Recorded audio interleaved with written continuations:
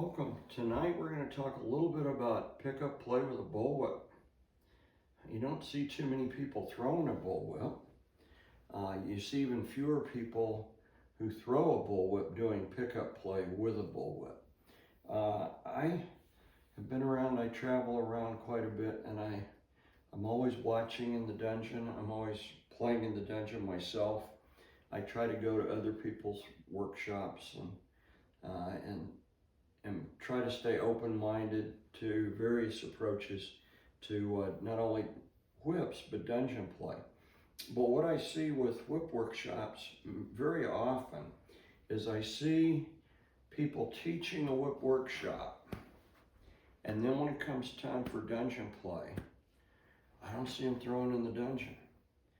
I don't know if it's because they don't have enough confidence or what it is, but I see an awful lot of whip workshops where the whip thrower that teaches the workshop is never to be seen in the dungeon.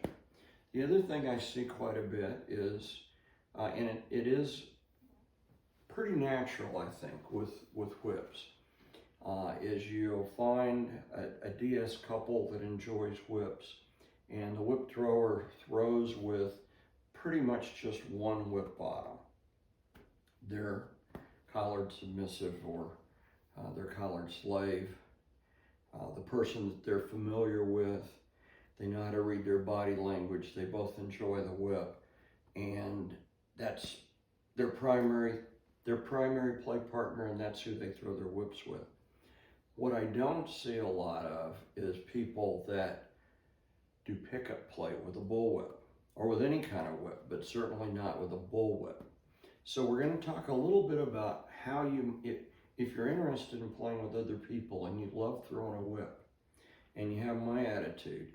My attitude is every day I don't pick up a whip is the day I don't get back the rest of my life. Okay, then the other attitude I have about a whip is I'm a nonpartisan whip thrower, which means I'll throw irregardless of male, female, sexual orientation, race, creed, color. I don't care. If you're a whip catcher or you're interested in finding out what a whip feels like, then I'll throw with you, okay? And we'll negotiate a scene. So how do I do that? Well, when I have never played with somebody, first off, I don't go in the dungeon and crack loudly and try to scare off everybody that might even be interested in a whip. I go in the dungeon and I throw control puffs, okay? So the way I generally start with someone who's just starting out with a whip is I'll give the skin a good warm up with a flogger, with a cat, get the skin up to temperature, and then I will negotiate that I'm gonna warm them up with a whip with a control puff 1, 2, or 3, which is very light. Your control puff 1 is just as slow as the whip will roll out and finish with a puff. 2 is a little bit harder, 3 is a little bit harder, and in the in-betweens between songs, I'll check in with the person and find out where they are on their pain scale 1 to 10. Where they tell me they're at is how I adjust my scale.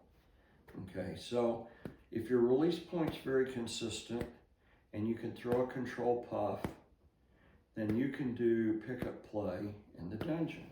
So you warm up 1, 2, 3, you ramp up 4, 5, 6, somewhere around 6 or 7, that whip's gonna naturally crack.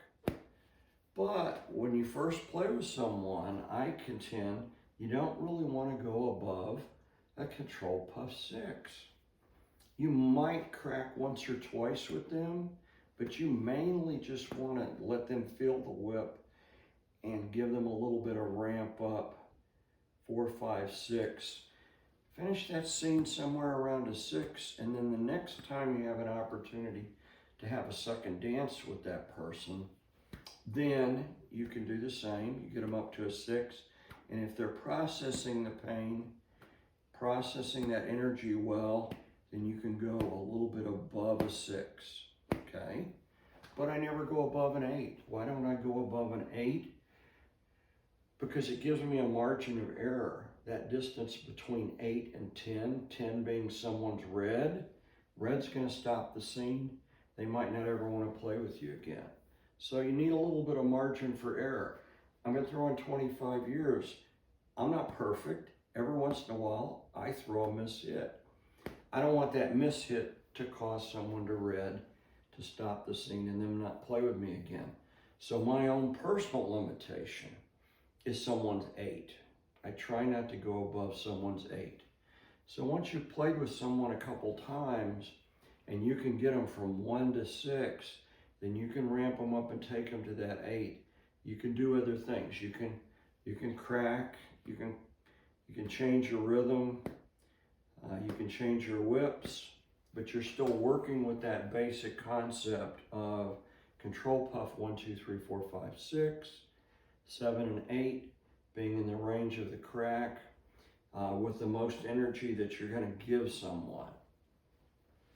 And that's the Dick's method for doing pickup play in the dungeon.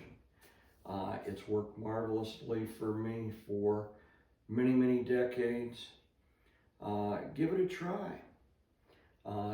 See how it works for you. Leave a comment in the comments below. If you do pickup play in the dungeon, share your methods, share some of your tips, and